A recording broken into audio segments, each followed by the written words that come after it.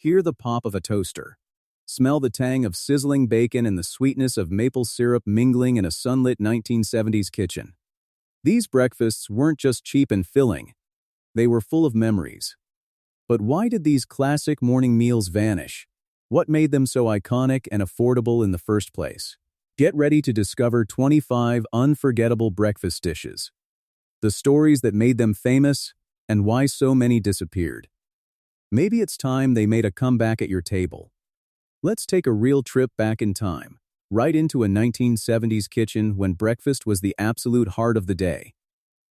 You might think life was simpler, but honestly, families faced real challenges. Food prices were climbing. Inflation made every grocery receipt feel heavier than your shopping bag. So, what did people do? They got creative, and that's what made these breakfast tables so special. Every morning, kitchens woke up to the sounds of spatulas knocking against cast iron pans, coffee bubbling in percolators, and maybe the radio crooning out disco or a little Dolly Parton. Kids scraped chairs along linoleum floors, half awake, noses already sniffing for something warm. There was a gorgeous routine to it, even if breakfast was made from odds and ends. Let's talk about those rising costs for a second. In the early 70s, food prices soared because of gas shortages, bad crops, and honestly, some politics too. Milk, eggs, bacon, basic things, weren't as cheap as you'd think. Moms and dads had to stretch every dollar, but they didn't just make do. They made magic out of it. Powdered milk was everywhere.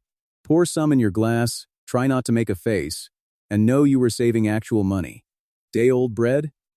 It became French toast, maybe with just a dusting of sugar and cinnamon if syrup was getting low. Some families added a little vanilla to the egg mixture, counting on flavor to make up for not buying fresh bakery bread. Let's not forget leftover heroes.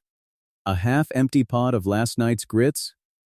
Add some shredded cheese, and maybe a thin slice of ham, and, suddenly, it's a brand new dish. Oatmeal wasn't just cinnamon and brown sugar. You could find it with a spoonful of peanut butter, a splash of evaporated milk, or even cut up apples from a forgotten fruit bowl. These little fixes came from a kind of kitchen wisdom you only learn by living through tough times. But it wasn't just about saving money. It was about making family moments. Mornings meant everyone gathered before the day scattered them to work, school, or chores. Maybe you remember sitting at a sticky formica table, the clatter of Corelle plates, and that yellow-orange floral print everywhere. There was always a feeling of togetherness, even if everyone only had 10 minutes to spare. You'd see Dad sipping burnt toast-flavored coffee, reading the obituaries.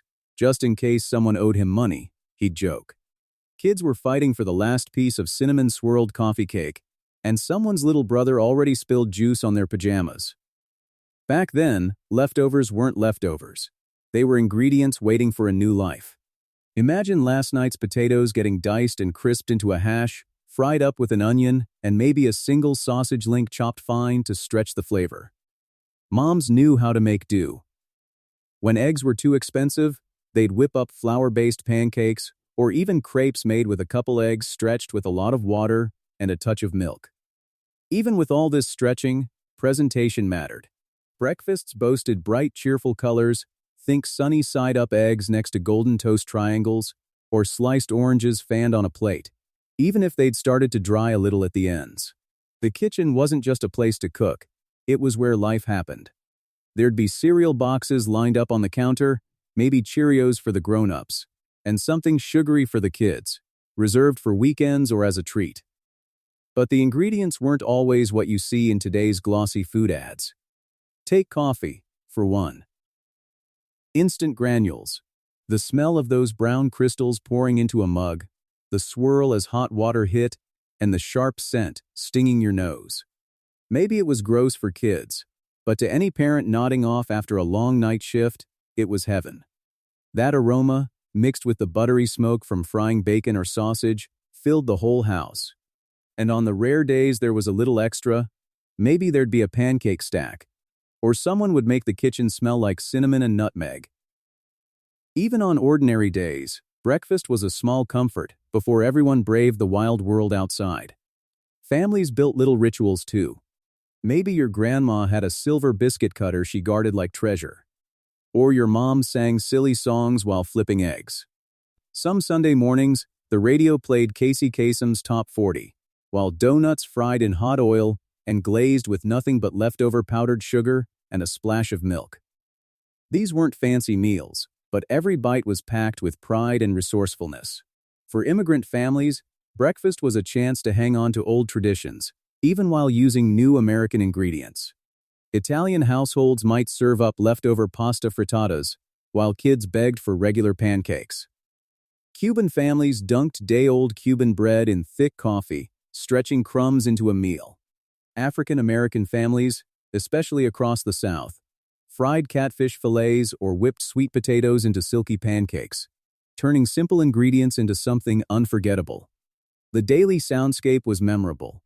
Listen close, and you'd hear the sizzle from a well-oiled skillet, the gentle ding of a toaster oven, milk being poured over cereal, and someone yelling, "Don't forget your lunch." The clamor of utensils and laughter, and maybe an argument or two, all bouncing off floral wallpaper and linoleum flooring. Affordability mattered, but it was about more than just price. It was the art of feeding many mouths with few dollars. Some families sliced hot dogs thin and fried them up with eggs, stretching both and still making it special. Rice, left over from dinner, got fried with eggs and a sprinkle of green onions, a dish with roots stretching back to Asia, but now a staple in many American homes. Even pancakes, made with box mix and a single egg, showed off this stubborn ingenuity. Add applesauce if you were out of eggs. Nobody cared as long as breakfast hit the table with warmth. You can't forget how grocery stores played into all this. Back then, shopping was an event. Coupons were cut from newspapers, kids counted coins in their piggy banks, and families chased bargains from store to store. Sometimes, the budget meant buying bulk oatmeal, big tins of powdered eggs, and lots of canned fruit cocktail. But people figured out how to turn what they had into something worth sitting down together for. So much of the magic came down to attitude. Waste not, want not wasn't just a slogan, it was survival. Every crust, crumb, and drip of syrup found its way into someone's bowl. When the fridge was empty, the pantry's creative potential came alive. You might meet a meal of fried corn mush, or banana pancakes made from a single over-ripened bunch, mashed up with a little flour and sugar. In those days, even breakfast drinks were clever. A lot of families mixed orange juice concentrate with tap water, stretching it for the whole week. Some made milkshakes from leftover milk, a scoop of vanilla, and a spot of sugar. If you're lucky, Saturday brought out a rare treat, tang poured from a plastic pitcher, promising that astronauts dream of energy, even if it mostly tasted like sugar and orange dust. What's really wild is how different this all feels from today's breakfast routines. Now, it's grab and go. A granola bar in the car, coffee in a travel mug, maybe a microwaved sandwich. But back then, even if meals were fast, they happened together. You didn't leave hungry, not if someone could help it. So, pull up a chair. We'll dive into 25 different breakfast recipes and rituals that carried love, resourcefulness, and unforgettable memories straight to the table. But that wasn't even the strangest part. It's time to get up close and personal with 10 breakfast classics that were basically superstars in their day. But now, they've pretty much disappeared from most kitchens. Each one tells a story, packs in some flavor, and carries more nostalgia than a stack of old comic books wedged behind your pantry. Let's see what made them great, and why they faded away. First up, let's talk about creamed chipped beef on toast. If you ever walked into a kitchen and saw someone making this, you knew breakfast was going to be super filling. This dish goes back to the military, where beef bits were soaked in white sauce, then poured over crispy toast, sometimes called SOS. In the 70s, it was a go-to because dried beef could sit in the pantry forever and still taste good with some pepper. Lots of dads joked about it being army food, but honestly, a lot of families loved it. I remember my grandpa telling me, if you haven't mopped up every bit of gravy with your toast, you're doing it wrong. Eventually, nutrition trends and changing tastes made people shy away, and the dish drifted out of breakfast menus. Next, cornmeal mush. Yeah, the word sounds strange, but back then it was a hit. Leftover dinner cornmeal, cooked up into thick golden slices and pan-fried till crispy, then smothered with syrup or honey. Sometimes folks would toss on apples, or even a dab of bacon fat for flavor. It was cheap, easy, and cozy. There's even a story my neighbor used to tell. Every Sunday, their family had a mush-eating contest to see who could stack the highest syrupy slices before everything collapsed. Today, you almost never see it outside of a few old diners, probably because fancier breakfasts like gourmet pancakes took over. Then there's eggs in a basket, sometimes called toad in the hole or egg in a hole. Slice a hole in bread, crack an egg into the middle, toast it up in a skillet, and you've got sunshine on a plate. Kids loved it because it looked fun, and kitchen cleanup was minimal. My mom would smile and say, "Here's your window toast," every time she made it. But modern breakfasts moved more toward pre-packaged things and microwavable sandwiches. Fast, but nowhere near as fun as poking a runny yolk through buttery toast. Number 4. Apple pancakes. No, not the sticky ones you get at chain diners. We're talking thick batter, probably made from whatever apples you had. Cinnamon, nutmeg, fried till golden with edges caramelized and sugar bubbling in the pan. You could stretch a single apple to feed a whole family. Once, my aunt actually grated in leftover apples from a lunchbox, just so nothing went to waste. Over time, though, people leaned more toward grab and go, and these pancakes didn't keep as well for leftovers or lunchboxes, so they faded out. Potato cakes are next. Think more than just hash browns. Day-old mashed potatoes, mixed with flour, egg, maybe onion, shaped into little patties and fried until crispy outside, soft inside. Sometimes bacon or chives got mixed in if you were lucky. Moms could make a mountain of these from a handful of potatoes. I still remember sitting at the kitchen table, watching those patties bubble and brown, the delicious smell filling the whole house. They disappeared when instant potatoes and pre-made hash browns from the freezer aisle hit their stride in the 80s and 90s. Remember Spanish rice? This was a true breakfast in some homes. A skillet of leftover rice, fresh tomatoes, green peppers, and whatever sausage or ham scraps were hiding in the fridge. Fried up with an egg on top, it turned last night's side dish into a power breakfast. Spanish rice got left behind when boxed cereals and toaster pastries took over. But stir up a batch today, and you'll see why it deserves a comeback. Let's talk about honey buns. The big, sticky, homemade kind. Not just the ones wrapped up in plastic at the store.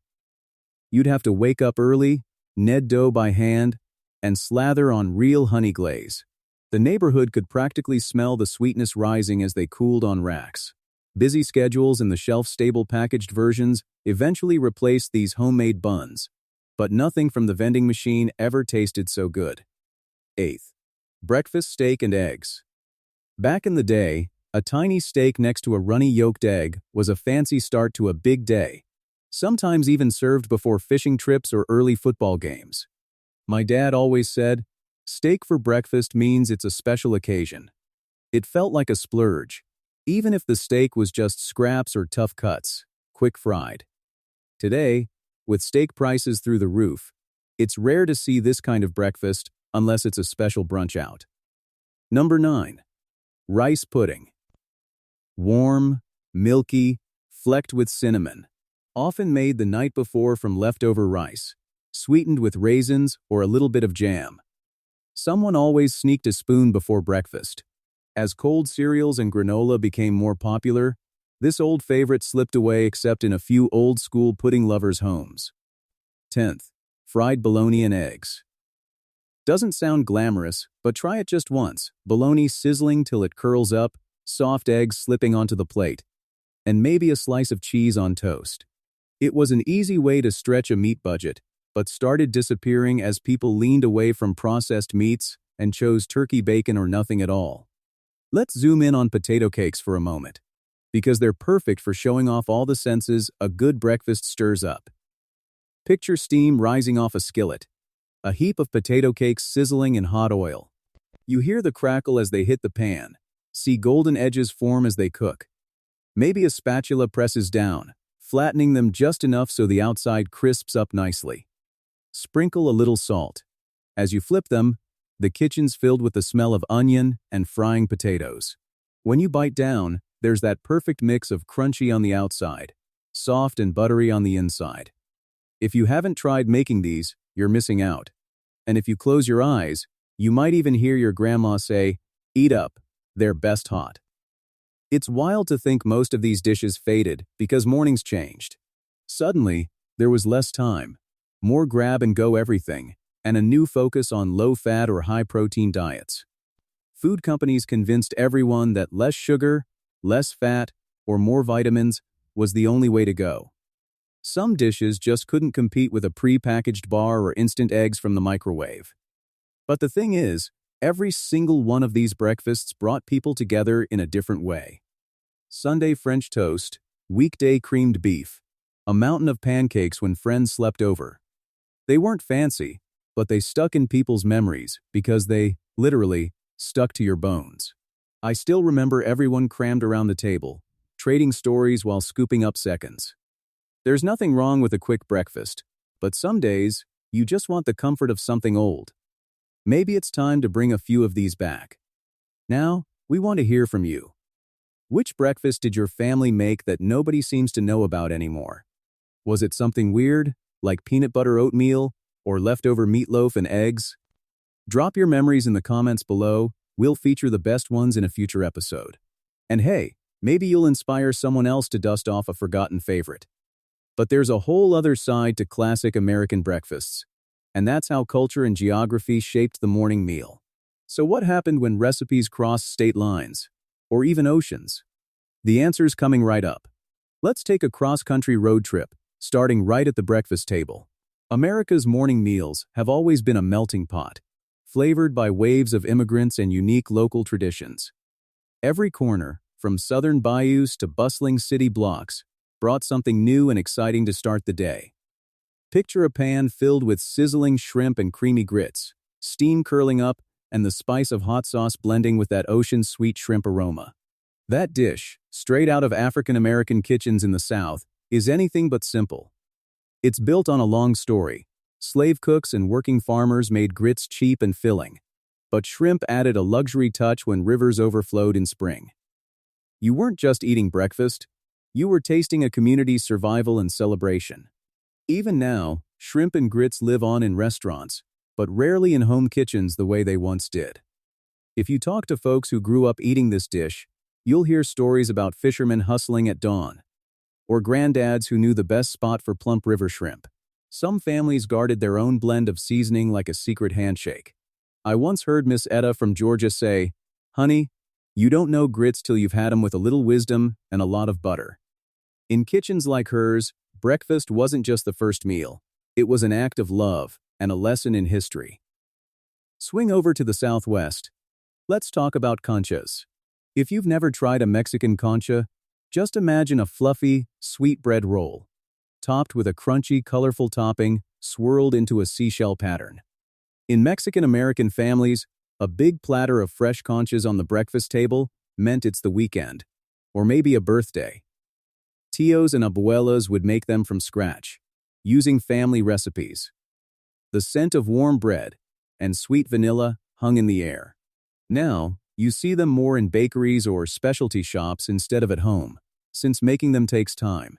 And not everyone knows the secret tricks to that perfect dough. I remember telling my friend Rosa about the work that goes into traditional conchas. She smiled and said, "You need patience, strong arms, and good music." She'd play old ranchera on the radio in her mom's kitchen, while kneading dough before sunrise. The radio would crackle, laughter would bubble up, and hands would be dusted with flour, everyone working side by side. Even the kids got to help shape the topping, swirling it right before baking. When those rolls came out of the oven, everyone paused, just for a second, to breathe in the magic. Meanwhile, in New York, the bagel reigned supreme. Hot bagels, chewy crusted and split open, smeared with a thick layer of cream cheese or even white fish salad from the deli. For Jewish immigrants, this was a taste of home and a symbol of hustle. Something fast, portable, and filling for families rushing off to work or school. The city's streets were dotted with bagel shops, each claiming to make the perfect one, boiled and baked right in front of your eyes. In the Midwest, though, the hero was something fluffier. Biscuits split open and drenched in sausage gravy. That signature tangy sausage smell drifted out of countless kitchens. The rich peppered gravy soaking into flaky, buttery biscuits. It was farmers' food, built to last through a whole morning of chores, and now it's more of a restaurant specialty than a weekday staple. Let me share a map on screen so you can see how these recipes draw a line straight through the regions, each one staking out its territory. Imagine biting into a doughy New York bagel, then a tender Midwestern biscuit. They couldn't be more different, but both mean comfort and home. Let's not forget about sweet potato pancakes. For so many Black Southern families, these were a must-have at family reunions and holidays. Take cooked sweet potatoes, mix with flour, egg, and just the right blend of nutmeg and cinnamon. Some recipes have been secrets for generations. My own grandmother guarded hers like gold. She'd measure everything with her eyes, humming a gospel tune as she folded the batter. Watching her flip those pancakes, listening to the edges crisp in the pan, and smelling that sweet caramel steam, it felt like being wrapped in a hug. In every serving, you tasted family history and love. I asked my cousin recently to help me recreate Grandma's recipe. We giggled as we argued about how much nutmeg to use, or if the pancakes needed a dab of molasses in the mix. We shared stories of when Grandma would sneak us the first hottest pancake, the butter still melting on top. It wasn't just food. It was a lesson, a connection. Her voice ringing out, "Always taste as you go." That's how you know it's right. In Louisiana, Cajun and Creole families made boudin breakfast bowls, a spicy sausage mixed with rice, sometimes scrambled with eggs and scallions, all tucked into a steaming mound. The heat from the sausage, the softness of the rice, and a fresh slice of French bread on the side. Like so many regional dishes, this one came from making do with what was around, transforming leftovers and inexpensive basics into something packed with flavor. On the Pacific Coast, Filipino and Chinese immigrant families often started their mornings with garlic fried rice, called sinangag, served under silky scrambled eggs and tiny sweet sausages called longanisa, or Chinese lapcheong. The heady scent of garlic lingered long after breakfast, and sometimes that rice was mixed with bits of leftover vegetables or tiny dried fish. With every plate, kids carried a little piece of home, even in a new country. Up in the mountains of Appalachia, families had their own rituals. Imagine the golden sunshine hitting a skillet of fried apples, their sweetness swirling up with the salty bite of country ham. Wild ramps, foraged in the spring, would sizzle with eggs, their aroma, sorta like garlicky onions, filling the whole house. Neighbors shared jars of sorghum syrup, drizzled generously over hot buttered biscuits until you could barely hold them between your fingers. It's the kind of breakfast that would stick with you all day, body and soul. Let's try something a little different right now. Let's make conchas on screen. Watch as dough is kneaded, hands pushing and folding, the bright stripes of sugary topping smoothed on top. Listen for the gentle thump as they go onto the pan, the hush as they rise in the oven, and that sweet vanilla cloud when the door finally opens. There's nothing like that first bite, pillowy inside, crunchy outside, vanilla and sugar in every mouthful. Now, as we've seen, plenty of these breakfasts faded as people moved away from home or new generations grew up with different routines and foods. The corner bakeries and small butcher shops disappeared. So did the early morning scents of fresh bagels and handmade biscuits. Some things survived in diners or fancy brunch spots, but the family ritual dim sum, the drag of a bagel from the local deli, or a mother's boudin bowl, those mostly live in memories now. Food is one of the most powerful ways families share culture and history. Maybe your grandfather made Polish pierogi pancakes, or your aunt woke up on Saturdays to fry up Puerto Rican Mallorcas, dusted with powdered sugar. It doesn't matter where your family came from. There's a breakfast story in every kitchen. And sometimes, those stories are about more than taste. They're about music playing on a Sunday morning, laughter echoing in the hallways, or the comfort of a particular mug of hot cocoa. There's that moment, maybe just before sunrise, when you help set the table, and every sense wakes up with warmth and belonging. If you pause, maybe you can still picture, right now, the faces around your childhood table, hear the sizzle and hum, and remember the way it felt to reach for that first bite. That's the beauty of breakfast. It's universal, but it's also deeply personal. Memories stick to you, like flour on your fingers after kneading dough. Maybe your family's classic was fried plantains and eggs, or a simple bowl of rice porridge with scallions. Each plate means something: home, identity, comfort, with flavors that just don't taste the same in a restaurant. We want your stories too. If there's a breakfast your family made, something unique, from your culture or your part of the country, drop it in the comments. Tell us about the smells, the songs, the rituals, the people you shared it with. The next generation of home cooks needs to hear these stories, plain and simple. But why did so many of these recipes and rituals vanish so quickly? The answers are more complicated, and maybe a little sadder than you'd think. So what happened next? We've tasted the breakfasts, smelled the sweet bread, and remembered so many vibrant morning rituals. But let's talk about why these foods almost vanished. The story isn't just about changing flavors, it's about life shifting under our feet, families moving faster, and the whole world picking up speed. The 70s, 80s, and 90s brought in a tidal wave of so-called convenience. Enter the mighty frozen waffle, the microwavable pancake, the single-serving cereal box, and the drive-through breakfast. Suddenly, food companies promised a hot meal in just a minute or two. No mixing, no pans, no extra dishes. Kids got hooked on cartoon-branded breakfast cereals, each brighter and sweeter than the last. Parents, already rushing to work, leaned on pre-packaged food that didn't require waking up an hour early. It was supposed to make life easier, but it came with a trade-off. Family time got squeezed out of the picture.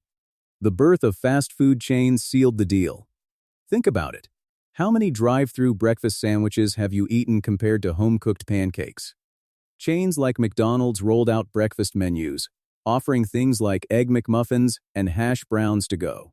This stuff was hot, cheap, available before sunrise, and you didn't have to wash a single fork. That's tempting when you're racing to catch the bus, or already fighting traffic. Even school breakfast changed. Cafeteria trays began featuring little juice boxes, microwaved egg patties, and boxes of sugary cereal. It's no wonder things like homemade rice pudding or conchas started to disappear from kitchen tables. If you ask someone who grew up in the 60s or 70s, they'll probably tell you about the comforting smell of bacon sizzling in a cast iron pan, or the way mom flipped pancakes with a practiced flick. That was all before schedules tightened. Every Sunday, my mom would wake up early and make oatmeal from scratch, says Miss Linda, who grew up in a small town in Georgia. She'd toast pecans and add a little brown sugar. We all sat together and talked about the week ahead. Now Linda's daughter, who commutes an hour to work, grabs a protein bar at a stoplight and keeps on driving. The table sits empty, but the memory lingers. There was something else shifting. The family schedule. 2 parents working? Check. Kids in early morning sports or homework clubs? More common than ever. Suddenly, nobody had time for a 15-minute sit-down meal.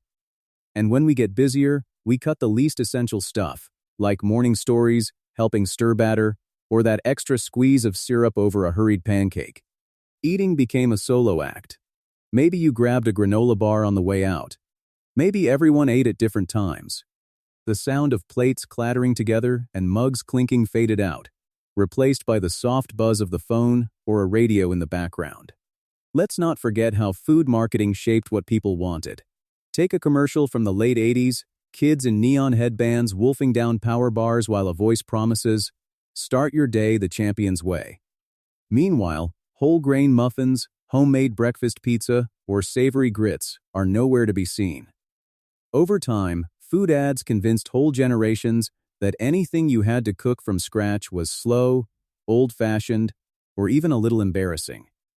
Friend groups in school cafeterias would compare whose cereal turned their milk the brightest shade of blue. Have you tried the Space Crunchies? They're neon. One kid would brag, while another pushed aside his mom's homemade breakfast bun, wishing for something from a box. Then came health crazes. In the 80s and 90s, eggs and bacon became the enemy. Too fatty, too cholesterol-packed, said the experts.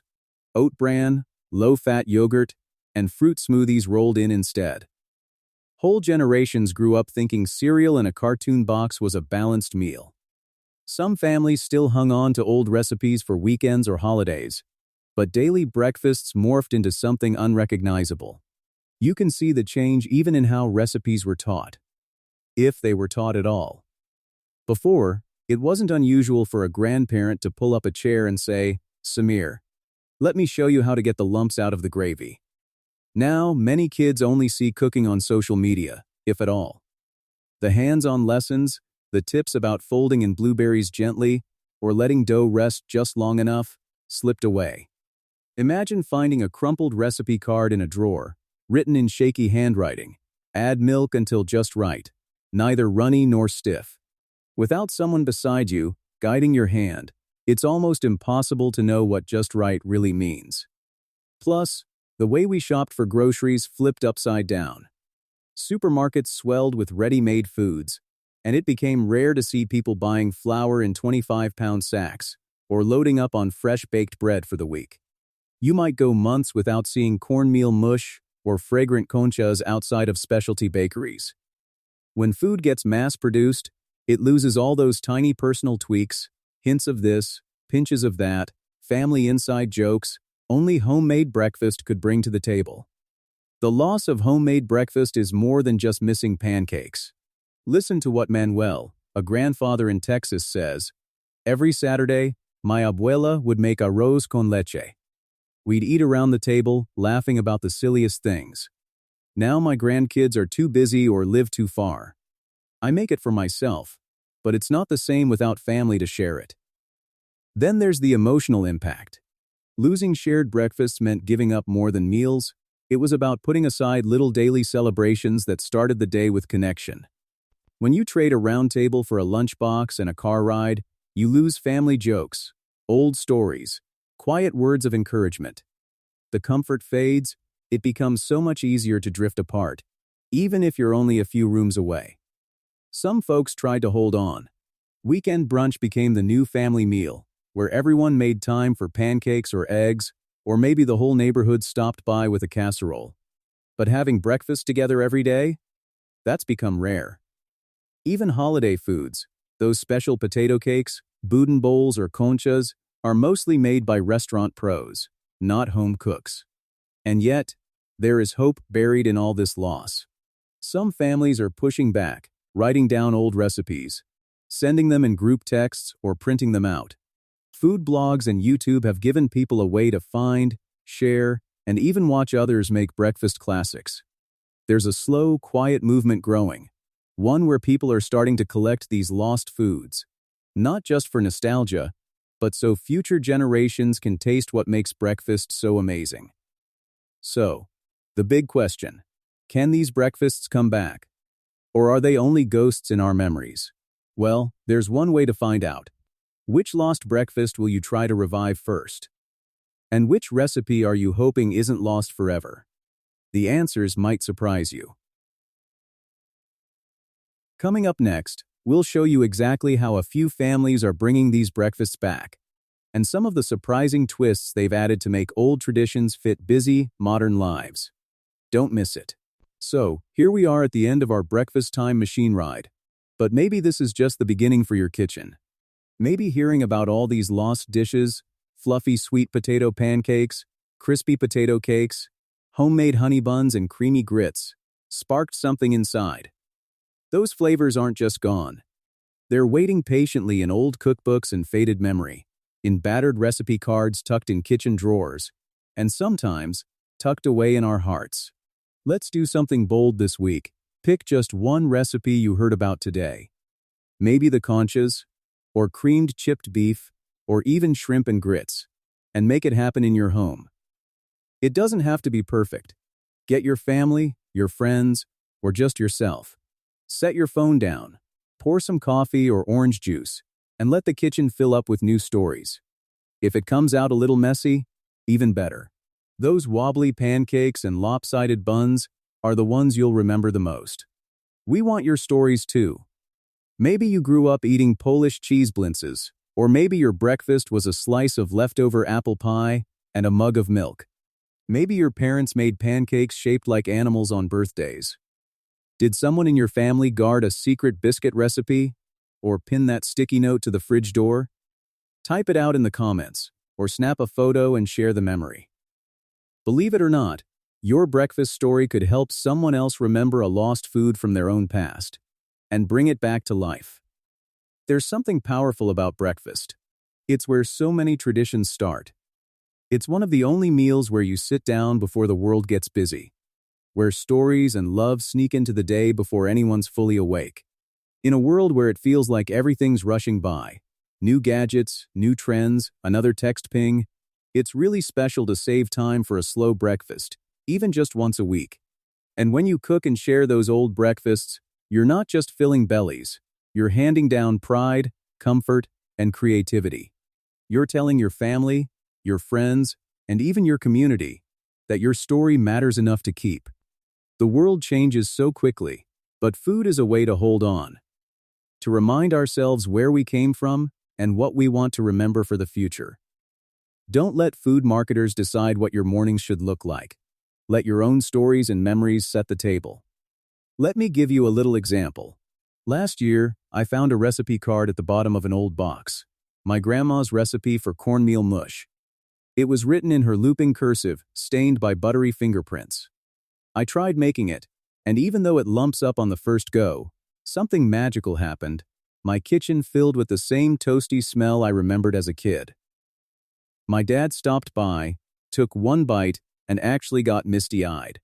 He said, "I haven't tasted this since I was 10. We've heard from others too, like Andrea, who sent in a photo of her homemade crumpets, saying, "Making these with my daughters brought my British Nana back to our table for the morning." Or Jake, who told us about Saturday mornings when his uncle made cinnamon swirl bread, waking the whole house with that sugary, spicy scent. These breakfasts are more than recipes. They're little time capsules, a way to hug someone you miss or remember a piece of your past. If this video made you think about a favorite breakfast, subscribe for more. We're building a whole community of food lovers who know that every meal tells a story, and we want your voice in it. And as a little teaser, next time, we're diving into the strangest and most mysterious breakfasts from around the world. Ever wondered what breakfast looks like in Iceland, Vietnam, or Ghana? Or tried a recipe that you can't even pronounce? That's coming up, so stick around and bring your appetite. So, what will you do next? Which recipe will you try? Who will you invite to the table? And what stories will you pass on? It all starts with one breakfast. Maybe it's today.